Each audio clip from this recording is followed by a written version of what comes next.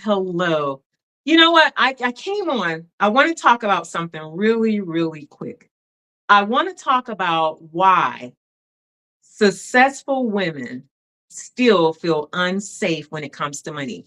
And the reason that I'm bringing this up is because I see this all the time, over and over and over again. I feel like the collective is saying, Erica, you got to talk about this because it's a theme that I keep seeing over and over and over. Successful women, they make very good, they're making very, very good money in their business, very good money in their business, very decent income. And the income is actually consistent, but they're avoiding their numbers. I see this so much. They're avoiding their numbers.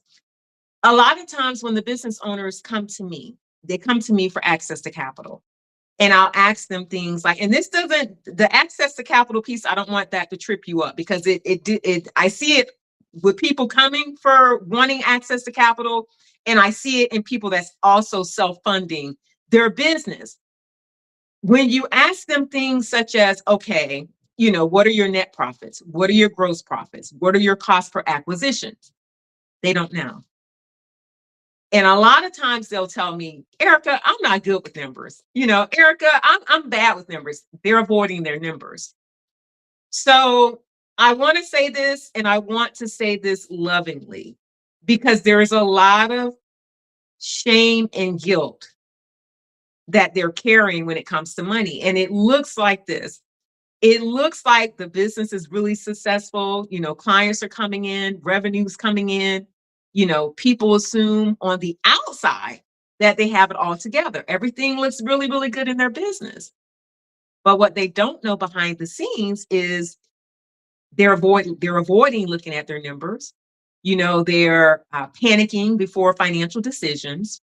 They're when it's time for them to move money around, they're emotionally involved. They secretly are very disorganized when it comes to their funds, or they tell themselves like, I should be further along than I am. And this is not coming from a place of judgment, because at one point that was me. I'm laughing, and the reason I'm like, hey, okay, I need to talk about this because it's happening very often. But you guys, that was me at one point. And I'm going to be real honest here.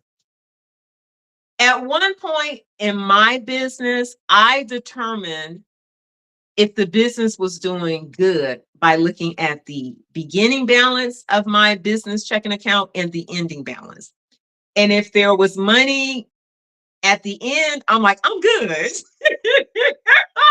I'm good. I didn't have no spreadsheets. I didn't look at my money every month. Like, I looked at the ending balance and the beginning balance. That was it. I didn't know if the business was being profitable that month. I didn't know if there were things that I could cut out to actually bring in more. I didn't know any of that because I was only looking at that ending and beginning balance. I wasn't looking at the items in between that got me to the numbers. I wasn't looking at that. I was not looking at that. So I see that a lot. And when it comes to access to capital, and I'm gonna put this out there, getting the money is the easy part. Really, it is. If your profile is structured properly, getting the money is the easy part. Leveraging the money, now that's a different conversation. Because if you get access to capital and you don't know what to do with it, guess what's going to happen? You're probably going to blow through the money, or you're not going to use it the way that it should be used because you don't know where you need to inject that money to take your business to the next level. So in saying that, what I also realize, the reason that a lot of successful women feel unsafe when it comes to money is because of the way they grew up. I don't know about you, but growing up, we didn't have conversations about money at the dinner table. We didn't. I kind of had to learn money on my own. And growing up as a child, everything that I heard about money was scarce. Put that back. We can't afford that. What do you think we got McDonald's money? Money doesn't grow on trees. Just a bunch of negative things when it came to money. Well, I didn't know or understand anything about money blocks. I didn't know or understand anything about subconscious reprogramming or subconscious programming. I didn't understand any of those things. So what that looked like for me was, I was told that in order for me to be successful, I had to go to college. I had to get a degree so I could get a good job and I can work for somebody else and put all my money in the bank. Check, check, check, check, check, check, check. Check all those boxes. Hey, I'm successful according to what I was told. But nobody told me what to do with the money once I made it. So because of that, that compounded on top of the fact that all I heard about money growing up was a bunch of scarcity things. I didn't understand that those conversations carried to my business. And it looked like me avoiding those numbers. And a lot of times, and I have a degree in business finance, a lot of times I would say, like, I'm okay with money. I'm okay with money, not understanding that I had a scarcity mindset when it came to money. Another thing too that I see a lot, and this was me, being that I told y'all all I looked at was the ending balance and the beginning balance, and that's how I determined the health of my business.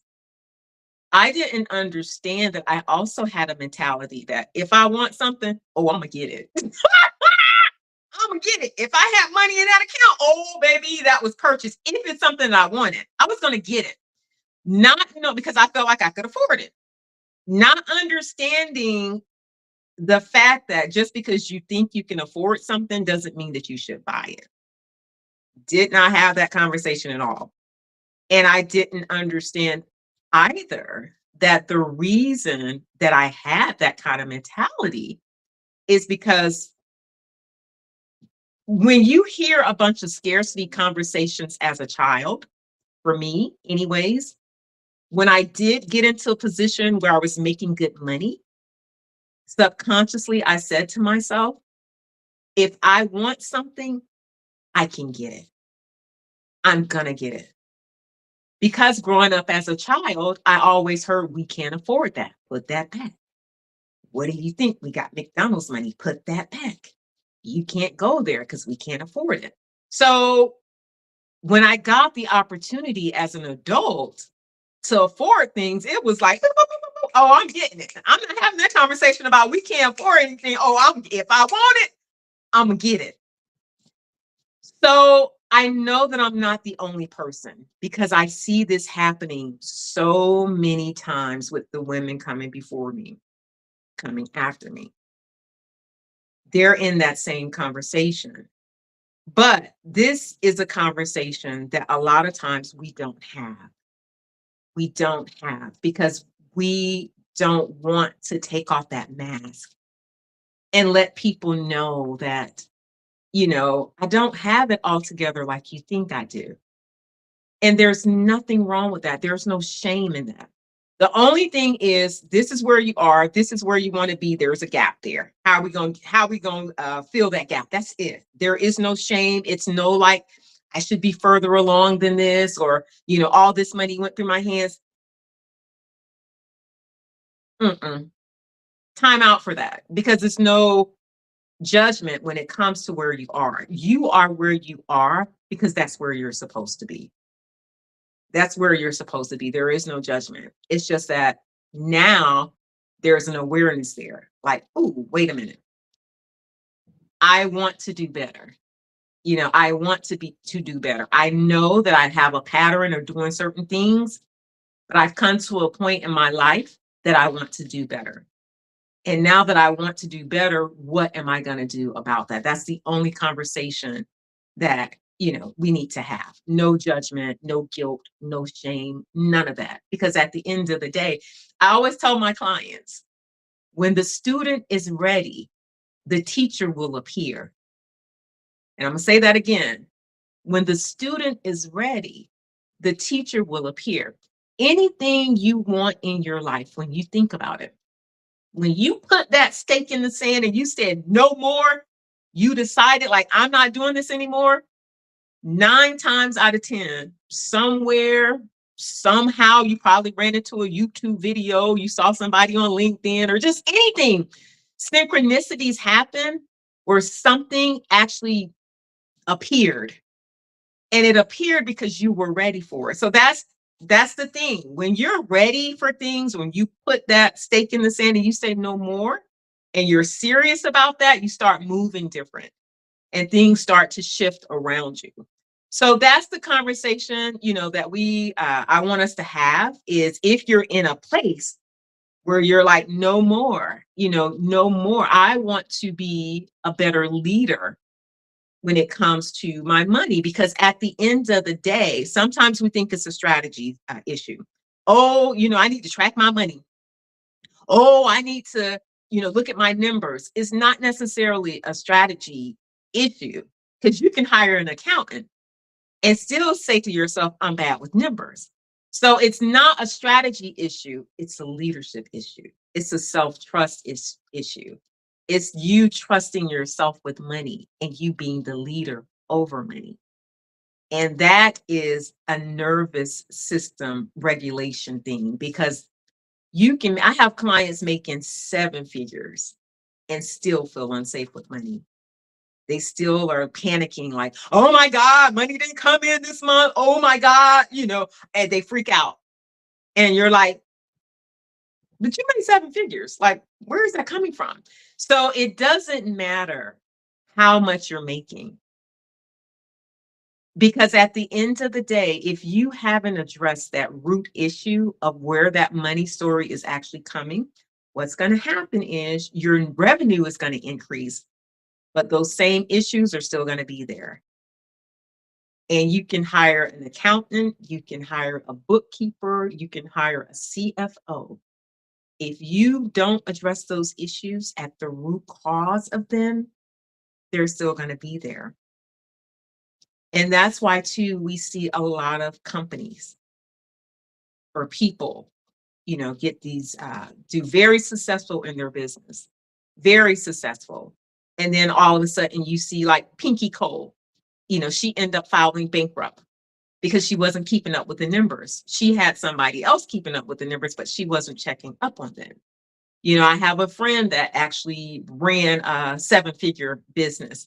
Come to find out, her accountant was stealing money from her because she wasn't keeping up with the numbers. She would say things like, I'm not good with numbers. So she gave it off to somebody else. So if you don't address the issue of self-trust around money and lead the money versus the money leading you, no matter how much revenue your company generates, that financial avoidance is still going to be there. That financial avoidance is still going to cause a problem. When you actually decide that you want to be the leader of your money, that's when you actually experience financial freedom. That's when you can actually look at those bank accounts and feel nothing there, nothing in your space at all. Be able to look at those numbers and see, oh, okay, this is just data. It means nothing. That's when you can detach yourself from those numbers and make it mean absolutely nothing. But this is data. This here shows me how I need to move. That's it.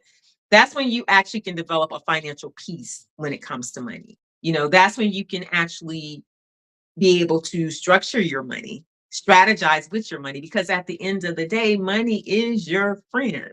Money is just an energy, it's just a tool, but we haven't been taught that. So a lot of times we put a lot of focus on that green sheet of paper, and that's not what money is. Money is a tool, money is energy.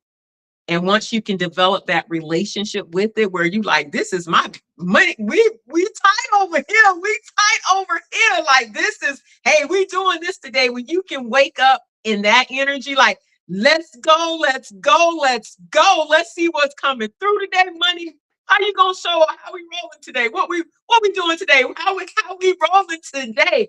That's a different type of energy versus saying, um, I don't want to look at my account, or checking your Stripe account, looking for notifications to come through, wondering if money's coming through, or looking at your Stripe account or your bank account saying, I got to pay this, I got to pay that, I got to pay this. Oh my God, I got to pay that, I got to pay this. Oh my gosh, freaking out because you feel like your cash flow is low and you're freaking out. When actually you have money in the account, that's a money safety issue. So I wanted to jump on, I wanted to give you ladies some love. I wanted to let you know you are not alone. This is happening so much. And a lot of times we don't want to talk about it because we don't want people to feel like we don't have our stuff together. We don't want to reach out for support. We want to just say, oh, I'm good, I'm good, I'm good, when we're carrying the heaviness and the overwhelm inside when we don't have to. When we don't have running a business itself can be different. I'm not going to say it can be different. It can be different if you don't have your stuff structured properly. So you don't want to keep adding things on top of that when you don't have to.